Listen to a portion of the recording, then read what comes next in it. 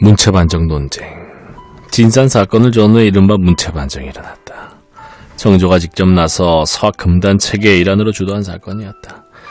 반정은 바른 것으로 되돌린다는 뜻이다. 그는 당시 유행하던 신체문이라는 문체가 명나라 청나라에서 유행하던 폐관 소설의 영향으로 순정성을 잃고 참문체로 전락하고 있다고 인식했던 바 순수한 고문으로 돌아가야 한다고 생각했다.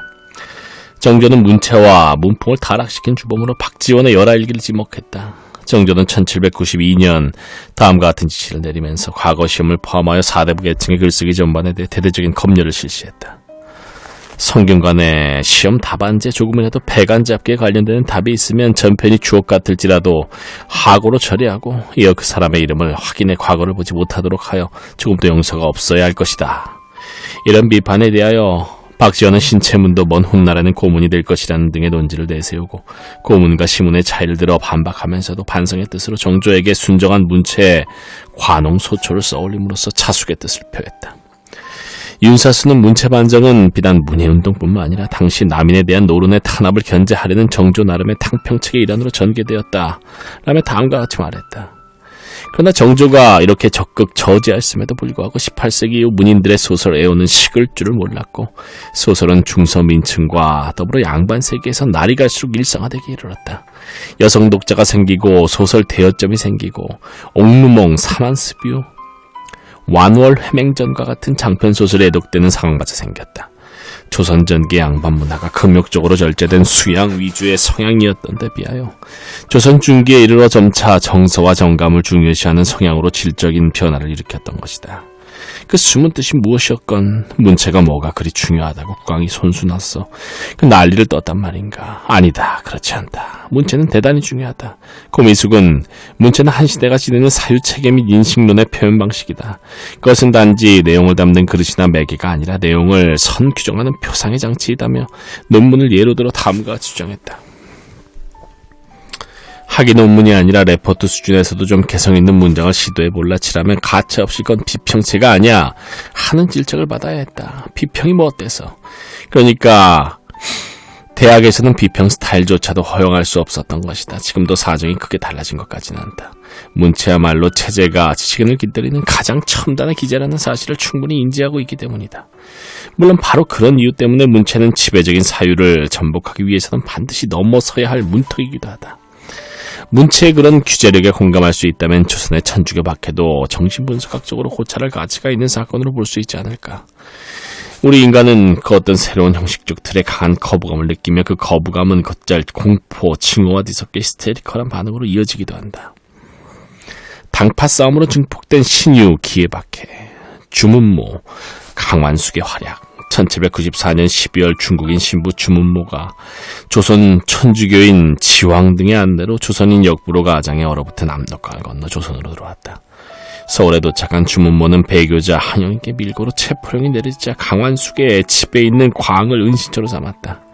강완숙은 충남 대포의 양반가에서 태어나 충청도 덕산에 사는 홍지영의 후처로 시집을 갔다. 그녀는 남편 친구로부터 천주교를 전해들은 뒤 스스로 베이징의 예수교 신부 마테오 리찌의 천주시리 등을 구해 이미 천주교 신앙을 받아들인 상태였다. 그녀는 시어머니와 친정부모에게 신앙을 갖게 했다는 이유로 체포되었으나 여자라서 석방되었다. 그러나 이에 위협을 느낀 남편으로부터 초련을 당하자 그녀는 시어머니 아들과 함께 서울로 이사하여 살고 있었다. 주문모는 강완숙 영세를 주고 조선교회 최초의 여회장으로 삼아 여인들의 전도를 맡게 했고 그녀는 자기 집을 거점으로 삼아 신앙 공동체를 꾸려나갔다. 이 덕일은 천주교회 여회장이 된 강완숙은 위로는 왕실부터 아래로는 여중에 이르기까지 수많은 여인들을 천주교로 인도했다며 다음과 같이 말했다. 당시 경희궁에는 은원군의 부인 송씨와 그 며느리 신씨가 살고 있었다. 은원군은 강화도에 귀양가 있었고 그 아들은 사용되었으므로 양반가에서 태어나 왕실로 시집온 이 여인들에게 현실은 절망뿐이었다. 강완숙은 주신부를 모시고 가서 현실에서 절망한 이 여인들에게 영세를 주게 했고 두 왕실 여인을 정약종이 주재하던 교리연구단체 명도회에도 가입시켰다. 또 여인은 자신의 시비들까지 모두 입교시켜 경희궁은 한때 교인들의 궁전이 되었다. 은원군 이인은 누구인가? 그는 사도세자와 숙빈 임씨 사이에서 난 정조의 이복 동생이었다. 정조의 비 효의왕후 김씨가 후사를 낳지 못하자 홍구경은 은원군의 아들 상계군 이담에게 정조의 뒤를 잇게 하려다 상계군은 사형당하고 은원군은 강화도로 귀양갔다. 노론벽파에 계속된 사형 요구를 정조가 거부함으로써 목숨을 부지한 셈이었다. 주문모는 전라도 전주까지 방문하는 등 적극적인 포교활동을 펴 그가 입국할 때 4천여 명이었던 신자수는 5년 후인 1799년에 1만여 명에 달하게 되었다.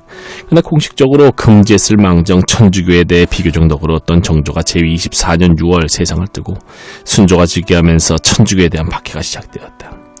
신유박해와 오가작통법 11살 먹은 순조 대신 수렴 청정을 한 정순대비 노론벽파는 정책 반대파인 남인시파 가운데 천주교에 연루된 사람이 많다는 보고를 받자 즉각 대대적인 천주교 탄압에 들어갔으니 이게 바로 1801년 순조 1년의 신유박해다. 숙종과 영조의 때까지는 주로 노론이 집권했으나 정조가 즉위하면서 남인계 인물들이 많이 등용되었다. 정조의 부친인 사도세자의 죽음을 계기로 당정의 판도는 시파와 벽파로 나뉘었는데 사도세자를 동정하고 정조의 정치 노선을 지지하는 사람들이 남인 시파였다.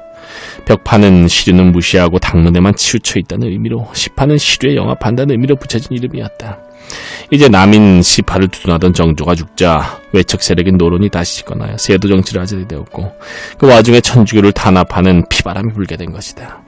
정조는 천주교 즉 사학을 탄압한다기보다는 유교 즉 정학을 분명히 하면 그것은 저절로 없어지게 된다고 보는 교화주의를 실시했었다. 1801년 2월 정순대비는 정조의 교화주의를 비판하면서 오가작통법을 실시하여 천주교를 발본 세권하라고 지시했다. 당시 반포된 교서의 내용은 이랬다. 각 고을 수령들은 각기 자기 관할 지역 전역에 서로 연대 책임을 지고 오가작통의 법을 만들어 만일 그 5집 중에 사학을 따르는 자가 있으면 그 감시를 맡은 통수는 수령에게 보고하여 개심케 해야 한다. 그런 다음에도 마음을 돌리지 않으면 국법이 있으니 그들을 싹도 나지 않도록 뿌리 뽑아버려라. 오가작통보다 더 무서운 건 포절들의 부정부패였다. 이 끝에는 신유박해로 천주교 탄압이 시작되자 포절들은 기세가 사뭇 등등해졌다. 그들은 눈에 불을 켜고 다니면서 천주교도나 천주교도로 보이는 사람들을 잡아들였다. 신도를 건거하면 신도의 집과 가산을 송두리째 약탈해도 묵인해 주었기 때문이었다며 다음과 같이 말했다. 이 묵인은 포절들이 신조 색출의 의욕을 불태우기에 충분했다. 포절들의 행포는 갈수록 심해져 무고한 사람을 신도로 몰아세우는 일까지 벌어지다니 나중에 가서는 가짜 포절까지 나들게 되었다. 그 무렵엔 사형 선고를 받은 신도라도 돈 20냥만 포절손에 쥐어주면 탈옥도 쉽게 할 수 있었다. 1865년 베르네 주교를 대접하다 붙잡혔던 신도 편주원은 만년에 이르러 그의 아내 송씨가 마련해준 20냥을 뇌물로 바치고 탈옥할 수 있었다고 해고했다. 또 이미 사형된 유체를 팔아먹는 포절도 있었다. 상부의 명령을 가장하여 시체를 지키고 있는 척하다가 유가족이 돈을 가져오면 시체를 내어주곤 했던 것이다. 바로 이 신유박해 때 이승훈, 이가완, 정약종, 주문모, 강완숙 등 300여 명이 처형되고 정약전, 정약용 등 수많은 사람들이 유배를 당했다. 외국인 신무 주문모는 음력 1801년 4월 19일 항남의 한강의 새남터에서 차명당함으로써 최초의 외국인 순교자가 됐다. 주문모. 은원군과 부인 송씨 며느리 신씨는 모두 사사당했다. 동정녀 신드롬과 도모지 사형. 당시 여성 신도들의 신앙활동은 당대의 사회윤리나 가족제도에 비추어 볼 때 상상을 초월하는 파격 연속이었다. 무엇보다도 남녀 7세 부동석을 어기고 남녀가 뒤섞여 집회를 갔거나 내방에 외간 남자를 들이는 것이 가장 큰 문제가 되었다. 정의연은 특히 동정녀들의 독신 고수는 사회윤리에 직접적으로 반기를 드는 폐륜적인 행동으로 여겨졌다며 다음과 같이 말했다. 유교사회에서 후사의 단절은 가장 큰 불효였기에 혼인이란 인륜의 근본이었다. 그런데 동정녀들은 결혼을 거부하고 자신만의 생활 방식을 추구했다. 동정을 지키기 위해 거짓으로 머리에 쪽을 올리거나 과부라고 속이기까지 했다. 요즘으로 보자면 수녀의 길을 고수한 행동들이었다. 이들의 결혼 거부는 여필종부, 일부종사, 삼종지도, 칠거지약 등 여성을 제약하는 사회 이념을 무색하게 만들었다. 여성들은 처음으로 자신의 의지와 판단으로 결혼을 거부했고 자신이 추구하는 가치를 몸소 실천했다. 심지어는 결혼을 해놓고도 남편을 설득해 몇 년간 동정을 지킨 여인들도 있었다. 그런 식으로 4년간 동정을 지킨 한 여인은 순교 직전에 쓴 편지에서 동정을 이룰 수 있는 위기 때마다 우린 서로 맞붙들고 흐느끼면서 그 악마의 구렁텅이를 빠져나오곤 했습니다. 라고 말했다. 또 결혼 후 15년간 동정을 지킨 한 여인은 순교를 당하면서 저와 같은 죄인에게 천주님은 순교를 지키는 커다란 은혜를 베풀어 주셨습니다 라고 감사를 했다고 한다. 정약종의 딸 정 엘리자베스는 이성에 대한 욕망에 사로잡혀 동정을 파괴할 위기를 느낄 때마다 벌거벗은 등장에 피가 나도록 매질을 했다니 모두 다 지금으로선 도무지 믿기지 않는 이야기다. 천주교 신앙은 가문의 재앙이었기에 각 가문에선 천주교를 믿는 자식이 말을 해도 듣지 않으면 도모지라는 사형으로 죽이는 일이 빈발했다. 오늘날 아무리 해봐야 라는 뜻으로 쓰이는 도무지라는 말의 어원이 된 도모지. 이 도모지는 몇 급의 종이에 물을 묻혀 얼굴에 발라 숨이 막혀 죽도록 하는 사형 방법이었다. 도무지. 잔인하지만 가장 간편하고 소리 없이 죽일 수 있는 방법이었다. 정확히 언제부터 시작된 것인지는 알 수 없지만 천주교를 믿는 가족을 집 기둥에 묶어두고 이런 방식으로 죽였다는 사례가 많이 수집되고 있다. 황사영 백서 사건. 황사영 백서 사건. 주문모를 따라다니며 전도를 하던 양반 신도 황사영은 베이징에 있는 프랑스인 주교에게 무력을 동원하여 조선에서의 신앙과 포교의 자유를 보장받아 달라는 서신을 보내려다 발각되었다.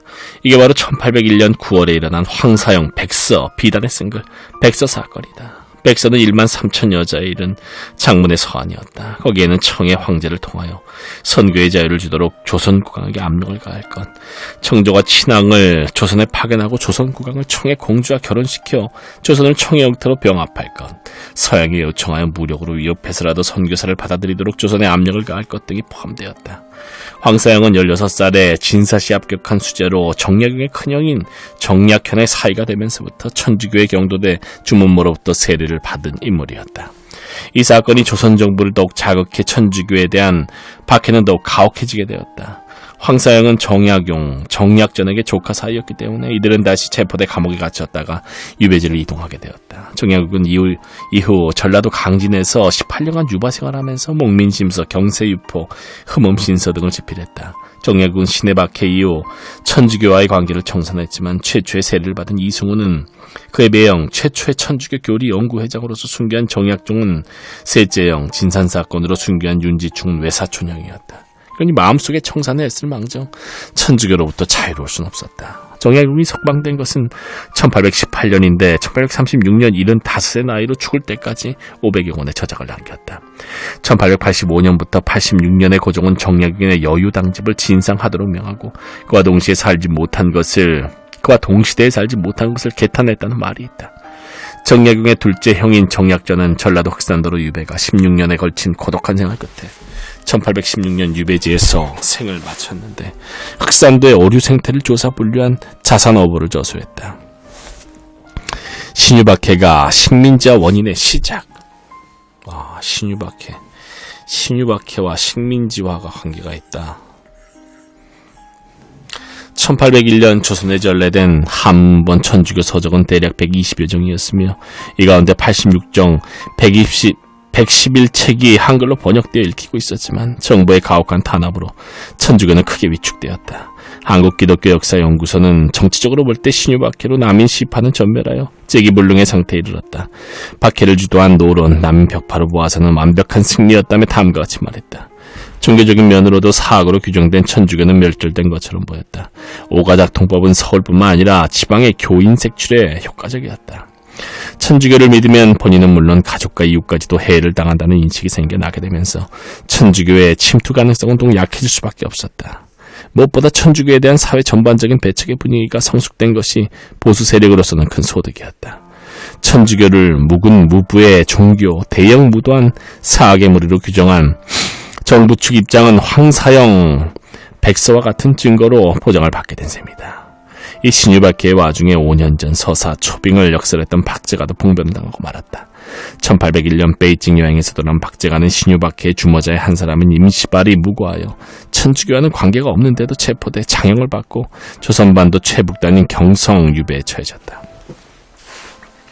박제가는 1805년 3월에 석방되었지만 그 후의 소식은 자세히 알려져 있지 않다. 박제가의 순환에 대해 강재현은 다음과 같이 말했다. 아마 서자 출신이면서 정조의 과분한 시임을 받았던 그가 눈에 가시로 여겨졌을 것이다. 모난돌은 정을 막기 마련일까? 박제가의 이런 사상은 우리보다 장점이 있다면 오랑캐라도 스승으로 받들어 배워야 한다고 한 박지원의 사상을 계승한 것이라겠다. 강재현은 1801년 이후 천주교 탄압에 따라 서양의 천주교서나 과학서를 집에 두고 연구한 것은 곧바로 죽음과 연결된 험악한 분위기가 팽배하게 되었다. 이런 분위기가 조선에 미친 영향에 대해 다음과 같이 주장했다. 더욱 중대한 것은 옥사한 이가원의 말을 빌린다면 수리가 무엇인지 교법, 천주교가 무엇인지를 구별 못해 공갈하는 보수파가 반천주교적인 풍조에 편승하여 서교와 서학을 한데 몰아 배척한 것이다. 서교와 서학을 한데 몰아 배척한 것이다.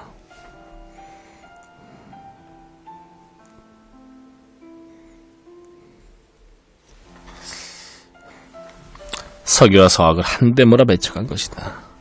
선자가 상대를 알고 자기를 알면 백전백승이라고 한 바와 같이 서양의 외압에 적절하게 대처하기 위해서는 서양을 연구해서 알아야 할 것이 아니겠는가. 조선의 자유적인 근대화의 좌절, 그로 인한 식민지화의 원인이 1801년의 신유교난에서 시작된다고 나는 보고 있다. 부정부패와 1811년 홍경래의 난, 부정부패는 더욱 심해졌다. 세도 가문의 매간매직은 아예 공식적인 것이 되었는데 그것이 바로 공명첩이었다. 공명첩은 이름을 밝히지 않는 관직 임명장으로 어떤 신분이거나 돈으로 살 수 있는 사람이면 다 구입할 수 있었다. 세도 가문은 한 번에 수천 장씩 공명첩을 팔아먹었는데 1809년 전라도에 1000장, 충청도에 700장, 경기도에 900장, 수원에 200장을 팔았다는 기록이 있다. 그러나 이태진은 공명첩이 1530년대부터 시작된 제도로 자연재난으로 흉년이 들었을 때 곡식을 내는 사람들에게 그 대가로 준 것이라며 공명첩 제도 운영에는 비리도 많았지만 이처럼 공익성을 지니고 시작된 점을 유의할 필요가 있다고 주장했다. 군주가 주관하는 매관은 공명첩이 그랬듯이 공익의 명분을 전제로 한 것이 아닐 수 없다. 군주가 무엇이 부족해서 자신의 군기를 치부의 수단으로 삼겠는가. 다만 그 그늘 속에 세도 정치기에 성행한 인사 관련 권력자들의 음성적 매관 행위가 덩달아 성행한 점이 문제였다. 이태진은 누가 이것을 나쁜 정사라고 할 수 있겠습니까? 라고 물었는데 정작 문제 삼아야 할 것은 세도 정치기에 성행한 인사 관련 권력자들의 음성적 매관 행위이며 이에 대한 책임을 누가 져야 하느냐에 대해서도 답을 해야 하는 게 아닐까. 이태진은 일법인들의 고종 죽이기로부터 고종을 구해내려는 자신의 시도에 대해 왕조 사관 부활이란 비판이 있는 것으로 안다고 했는데 이런 비판은 부당할 망정 그런 오해를 유발한 책임은 이태진에게도 있는 것 같다. 즉 고종 구하기 열의가 앞선 나머지 국왕의 책임을 너무 협소하게만 보고 있다는 것이다. 어찌 보면 이미 문화로 굳어진 체제 자체의 문제의 근원이 있었던 건지도 모르겠다. 공명첩을 산 부친 이외의 조상들은 양반이 아니었기 때문에 공명첩을 산 양인의 자식들은 과거에 응시할 수 없었다. 공명첩은 양반에겐 면제였던 군포 납부의 의무에서만 벗어나게 해줬을 뿐이다.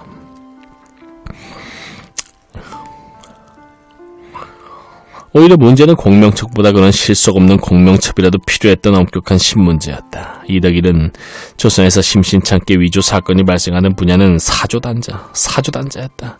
과거에 응시하는 거자들은 친가와 처가 쪽의 증조부, 조부, 부친, 외조부의 명단과 이력이 담긴 사조단자를 제출해야 했다 하며 다음과 같이 말했다. 사조단자를 제출하게 한 것은 부패 관료들의 명단인 장호인 노간에 기록된 인물들 자손의 관직 진출을 막으려는 뜻도 있었지만 본질은 양반 4대부 가문이 관직을 독점하려는 의도였다. 양반 4대부의 필수 교양이 족보에 대한 지식인 보학이었던 것도 마찬가지였다. 가짜 양반을 가려내 배타적 특권을 유지하겠다는 의도였다. 사회 밑바닥에서는 폐쇄적인 신분제 철폐 움직임이 강해졌으나 양반들은 요지부동이었다. 실력보다 신분만을 중시했던 조선의 국력 약화는 필연이었다. 진짜 매간매직은 비공식적으로 그것도 연고 중심으로 이루어졌기에 문제가 더욱 심각했다. 이 곁에는 정상품 이상 당상관은 내외 8촌까지 먹여 살려야 했다. 이런 관습은 거의 의무적이었다. 또 지금의 장관인 판사나 관찰사 같은 지방장관이 나면 20촌이 넘는 먼 친척간이라도 살림이 어려우면 돌봐야 하는 것이 상식으로 통했다고 했다. 훗날 동학 농민전쟁 때 고부 봉기를 촉발시킨 탄가놀이 조병갑도 자기 가문에선 예의 바르고 의리 있는 인물로 통했을 것이다. 신봉룡은 조병갑이 무력에 눈이 뒤집힌 것은 자신의 개인적인 영화를 위해서도 필요한 것이었지만 그것에 심어준 문족들에게 상납하기 위해서도 어쩔 수 없는 일이었다고 했다. 매간매직을 어떻게 평가하건 민색이 피폐해진 건 분명한 사실이었다. 1811년 순조 11년 음력 12월 18일 평안도에서 일어난 홍경래의 난이 그 좋은 예였다. 홍경래의 난 1811년 몰랑양반 홍경래가 일으킨 농민전쟁은 주변 농민들의 호응을 얻었고 농민군은 가산 정주에 무려 입성했으며 이후 불과 10일 만에 7개 고을을 거의 전투 없이 점령했다. 정부군의 공격으로 농민군은 정주성에 들어가 1812년 3월까지 싸우다 결국 함락되었는데 이때 잡힌 농민군 3,000명 중 약 2,000명이 처형되었다. 당시 민중은 소극적 저항의 한 형태로 쾌서, 이름을 숨긴 벽보, 쾌서를 이용하기도 했다. 벽보를 이용해 관리의 가렴주구를 폭로하고 당면한 사회 문제의 개선책을 개진했던 것이다. 1804년에 일어난 관서비기 사건이나 1826년 청주 괴서 사건이 두드러진 사례다. 가렴주구, 괴서, 개신교, 선교사, 귀철라프의 충청도 방문, 귀철라프. 조선에서 홍경래의 난이 터진 그때 영국에선 기계 때문에 직장을 잃은 노동자들에 의한 기계 파괴운동, 러다이트 운동이 일어나고 있었다. 18세기 중에 영국에서 시작된 산업혁명의 물결은 그런 진통을 겪으면서 1830년대에 이르러선 기계에 의한 대량 생산 체계를 확립에 당하고 있었다. 서양의 1830년대는 신문혁명의 시대이기도 했다. 16세기 중반에 출현한 신문의 대중화의 단계에 돌입한 것이다. 영국, 프랑스, 미국 등에서 동시에 일어난 이 혁명은 파격적인 가격 인하를 통해 노동자들까지 신문을 접할 수 있게 만들었다. 때는 바야흐로 제국주의의 시대이기도 했다. 제국주의의 선두주자인 영국은 1819년 싱가포르, 1824년 말레이시아, 1826년 미얀마를 식민지화했다. 조선은 아직 밖에 널리 알려지지 않은 은둔의 왕국이었다. 한국이 처음 외신에 등장한 것은 1824년 5월 미국 오하이오주의 한 일간지에 실린 인어기사에서였다. 한국 연안에서 빛과 거울을 든 인어가 산채로 잡혀 미국 버지니아주 리치먼드에서 전시되고 있다는 황당한 내용이었다. 천주교가 위축된 가운데 한국 땅을 밟은 최초의 개신교 선교사는 네덜란드 선교회 소속의 독일인 귀출라프였다. 중국에서 활동하던 귀출라프는 영국 동인도에서 소속의 상선 로드 에머스트호를 타고 1832년 음력 6월 26일 충청도 홍주만 고대도 앞바다 금강입구에 정박했다. 그는 동인도 회사의 통역으로 일하면서 그 기회를 이용해 선교를 시작했다. 귀출라프는 훗날 다음과 같이 말했다. 국왕에게 서한과 선물을 보내려고 한나절 넘게 짐을 꾸렸다. 린제이 선장은 내가 갖고 있는 성서 한 질과 전도문서 전부를 함께 쌓아 국왕에게 선물하라고 아주 정중하게 요청했다. 가판 위에 찾아온 사람들에게 성서를 주어 기뻐하였고 이로써 아주 만족하였는데 이제는 외로운 나라의 통치자에게 하나님의 말씀을 읽어 유익을 얻으리라고 갈망하게 된 것이다. 이 나라 통치자에게 많은 사람에게 예수 그리스도의 말씀보다 더 귀한 선물이 있을까? 귀칠라프 일행은 홍주 성읍의 관리를 만나 성경과 전도 문서지를 국왕에게 선물로 전달하라고 요청했다. 회답을 기다리고 있던 귀칠라프 일행은 고대도 섬주민들과 접촉하면서 성경과 전도지를 나누어 주었으며 한국인의 도움으로 최초로 한문으로 된 주기도문을 한글로 번역하기도 했다. 그는 포도주를 만드는 법을 가르쳐주고 감자도 선물로 주면서 심는 법까지 가르쳐 주었다. 귀출라프 일행의 서한은 통상 요청이었다. 1808월 9일 서울에서 통역관을 대동하고 내려온 특사는 귀출라프 일행의 서한과 선물을 도로 돌려주면서 중국 황제 허락 없이는 외국과 통사를 할 수 없다고 말했다. 당시 관원이나 지식인들도 로드, 에머스토어의 통상 요청을 거절한 정부의 조치를 대체적으로 지지했다. 귀칠라프는 일본 류쿠열도 현 일본 오키나와로 떠나 그곳에서 정착해 선교 활동을 했다. 왕망 바뀌면 재개되는 천주교밖에. 1831년 로마 교황 그리고리우스 16세는 조선 신도들의 요청에 따라 조선교구를 베이징 교구에서 독립시키고 파리 외방 전교회에 조선교구를 지원해주도록 조치했다. 초대 교구장으로 브리기에르가 임명되었지만 조선에 부임하지 않았다.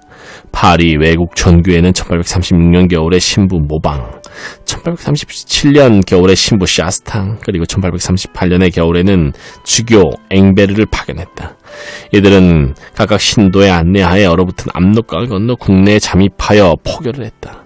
그러나 당시 조선은 왕이 죽으면 나라 전체가 흔들리는 사회였다. 1834년 순조가 죽자 또다시 8살의 헌종이 왕위에 오르고 궁정 내 연장자인 순원왕후가 대왕대비로서 수렴 청정을 하게 되었다. 그런데 헌종의 생모가 풍양조씨였기 때문에 안동기 김씨와 풍양조씨 사이의 싸움이 더욱 치열해졌고 그 와중에서 천주교 박멸이 다시 정치적 의제로 떠올랐다. 강제현은 구태여 말하자면 숨죽이면서 간신히 살아남은 신유교난의 잔류자를 박멸하겠다는 것이라고 보았다. 다시 불어닥친 강력한 천주교 탄압 정책에 따라 1839년부터 41년 3년 동안 외국 선교사 3명을 포함해 순교자 70여 명, 고문으로 옥중에서 죽은 신자가 60여 명이 넘었다. 이게 바로 기예박해다.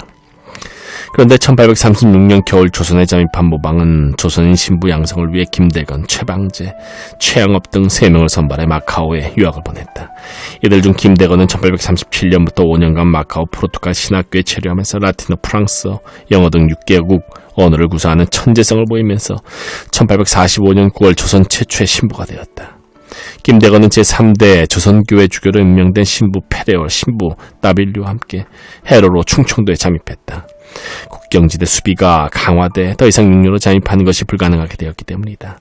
이후 모든 천주교 선교사들은 해로를 통해 국내에 잠입했다. 김대건은 지하활동을 벌이다가 황해도 연안을 답사하던 중 1846년 5월에 체포돼 음력 9월 16일 26세 나이로 20여 명의 신자와 함께 순교했다. 이를 병호박해라고도 하나 1839년 기예박해의 연작으로 보는 것이 일반적인 추세다. 기예, 병호박해는 기존 안동김씨 세도 세력에 대한 풍양족씨 세도 세력의 도전이라는 정치적 상황 변화를 배경으로 하여 이루어진 천주교 박해 사건이었지만 1849년 헌종이 아들 없이 죽고 왕위 결정권이 다시 안동김씨에게 넘어가 철종이 즉위함으로써 풍양족씨 세력은 다시 몰락의 길을 걷게 되었다. 철종이 누구인가? 그는 신위박해 때 사사당한 은원군의 손자 덕완군이다. 강화도령이라 불렸던 그는 천주교를 둘러싼 이런 비극적 가계 때문에라도 천주교에 비교적 관대했다. 이런 정책 변화에 따라 천주교회는 유례없는 발전을 할 수 있었다. 페레얼 주교가 1853년 병으로 죽자 베르네 신부가 4대 주교로 임명돼 1856년 황해도 장현을 통해 입국했다. 이후 10여 명의 프랑스 신부가 입국해 왕성한 선교활동을 펴므로써 기예, 병호박해 직후 1만 명을 넘지 못했던 교인 수가 1865년에 이르러 2만 3천여 명으로 증가했다. 그러나 베르네는 1864년 사목서환을 통해 제사상에 올랐던 음식을 먹는 것도 죄가 된다고 발표함으로써 천주교와 조선 문화의 정면 충돌을 예고했다.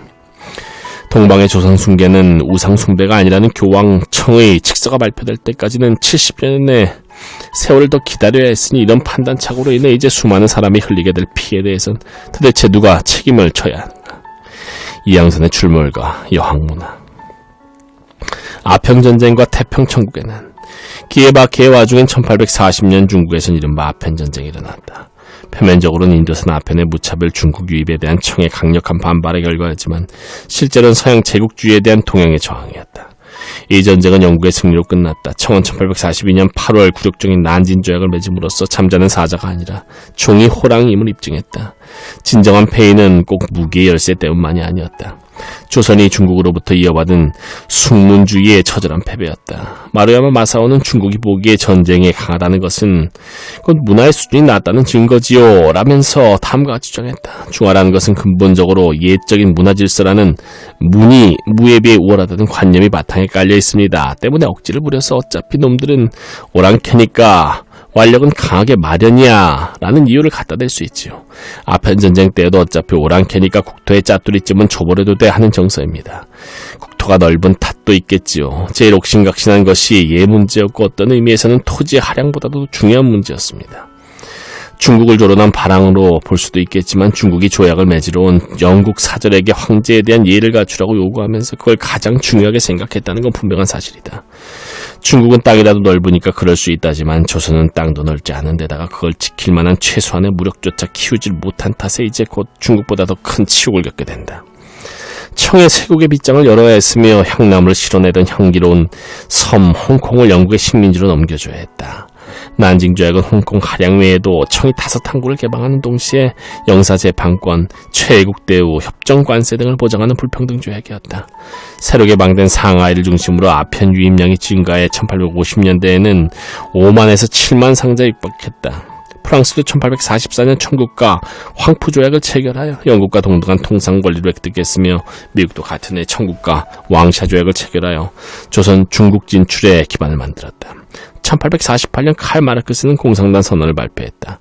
공산당 선언은 오늘날까지 모든 사회 역사는 계급투쟁의 역사였을 뿐이다 라고 단언하면서 노동자들이 잃을 것은 사슬이 얻을 것은 세계이다. 만국의 노동자여 단결하라고 외쳤다.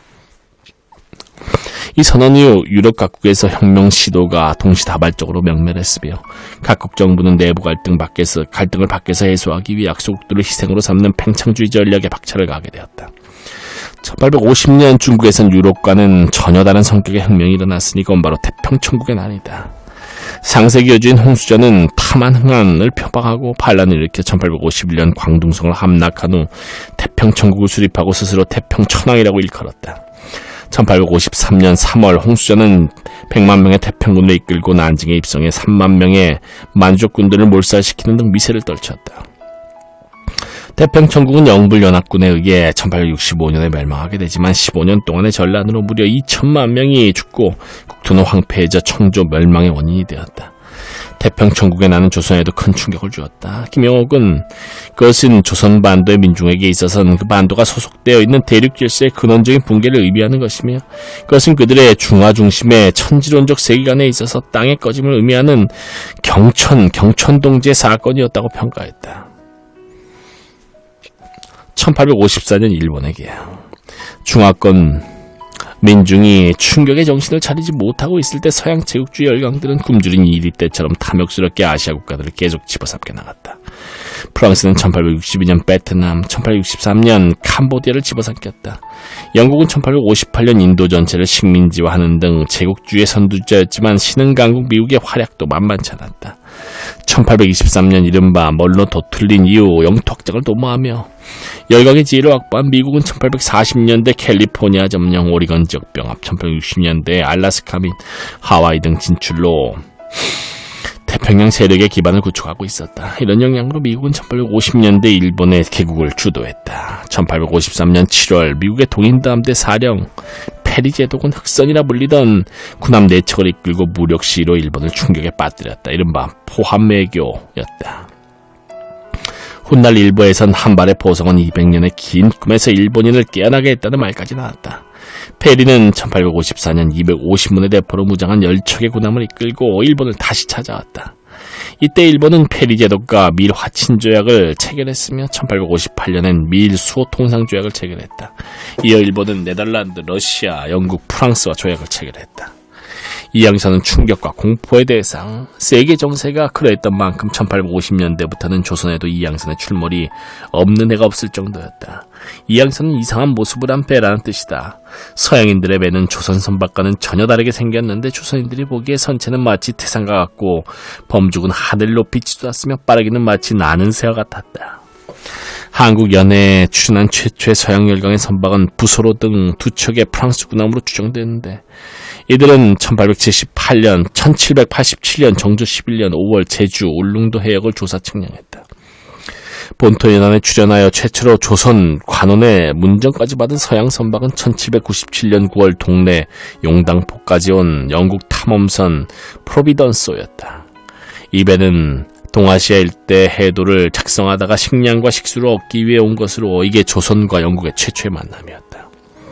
1997년 한영 만남 200주년을 기념하기 위해 전국 곳곳에서 50여 가지 행사가 열렸다. 이 가운데 가장 눈길을 끈 것은 5월 24일 부산에 입항한 영국 최대 항공모함 일러스트리어스호였다. 14층 건물 높이의 거대한 항공모함을 구경하기 위해 수천 인파가 몰려들었다. 프로비던스의 출몰 이후 수많은 선박이 출몰했다. 주로 영국이나 프랑스 선박이었으며 러시아와 미국 선박은 1850년대부터 나타났다. 이런 일도 있었다. 1816년 라이라오를 비롯한 3척의 영국 군함이 측량을 위해 조선 서해안 일대로 왔다. 9월 8일 베질홀 함장 일행이 신안 앞바다의 한 섬에 내려 부녀자들이 모여있는 골짜기로 가려 할 때 한 조선인이 홀의 팔을 꽉 잡아 눌렀다. 다급해진 홀은 페이션스 써, 노영 참으시오 라고 외쳤다. 주민들은 한참 동안 페이션스 써라고 따라했다. 그날 홀은 어두워질 때까지 언덕 위에서 주민들에게 영어 단어를 가르쳐줬는데 발음을 곧장 흉내냈다. 한국인에게 영어를 길어졌다는 최초의 기록이다. 앞서 소개했듯이 1832년에 영국 동인도에서 소속의 로드 에머스토어가 황해도 장산곡과 충청도 고대도에 나타나 조선정부의 통상을 요구하다가 돌아갔는데 통상록으로는 이것이 첫 번째 사건으로 기록되고 있다. 1853년 1월 부산 앞바다에 나타난 미국의 고래잡이 배. 1845년에는 6월 25일부터 7월 말까지 영국 군함 사마랑호가 제주도와 전라도 해안을 탐사하고 갔다. 군인들이 제주도의 우도에 상륙해 가축을 약탈하고 달아나자 제주도민들이 놀라 피난을 가는 등 큰 소요가 발생하게 됐다. 그들은 7월 6일 여수 앞바다의 검은도에 도착하여 4일간 측량을 했는데 이 섬을 자기들 멋대로 영국 해군성 차관의 이름을 따서 해밀턴 항이라고 명명했다. 영국은 이때 측량과 그간 축적된 서양인들의 관찰을 종합하여 1849년 조선에 관한 가장 정확한 지도를 발간했다. 훗날 검은도 점령을 위한 사전 준비 작업인 셈이었다. 1846년 7월엔 세실 함장이 이끄는 프랑스 함대가 충청도 외연도에 나타나 1839년 키에바켓에 있었던 프랑스 신부 3명의 처형에 항의하는 서한을 조선정부에 전달하고 돌아갔다.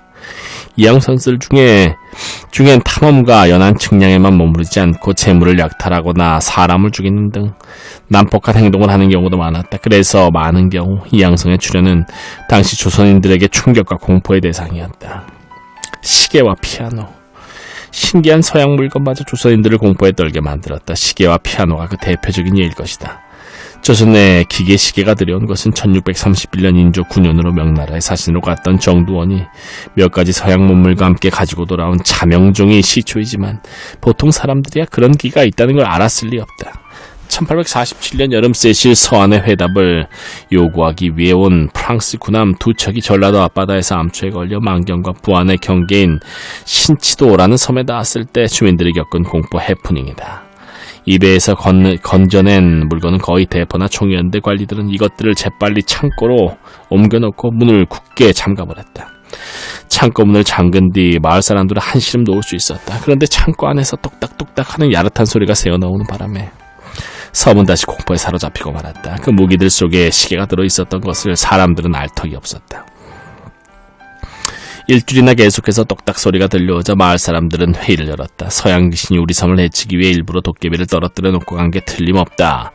당장 구판을 벌여 서양 도깨비를 몰아내자. 무태에서 불러온 용하다는 무당이 한바탕 구술한 뒤 얼마 지나지 않아 우연의 일치로 똑딱 소리가 그쳤다. 감겼던 시계의 태엽이 다 풀어져 소리가 멈췄던 것이다. 1854년 러시아 군함 팔라다오가 조선 탐사에 나섰다. 그 탐사에 동행한 러시아 문인 곤잘로프는 항해기에서 다음과 같이 말했다. 오늘은 안개로 인해 측량에 나서지 않았기 때문에 여러 명의 조선인들이 우리를 찾아왔다. 막 음악 연주가 시작되었을 때 선실에 있던 나는 깜짝 놀라 어리둥절해하는 조선인들의 표정을 볼 수 있었다. 그중 한 사람은 피아노 소리에 놀란 나머지 그만 객실 마룻바닥에 나자빠지고 말았다.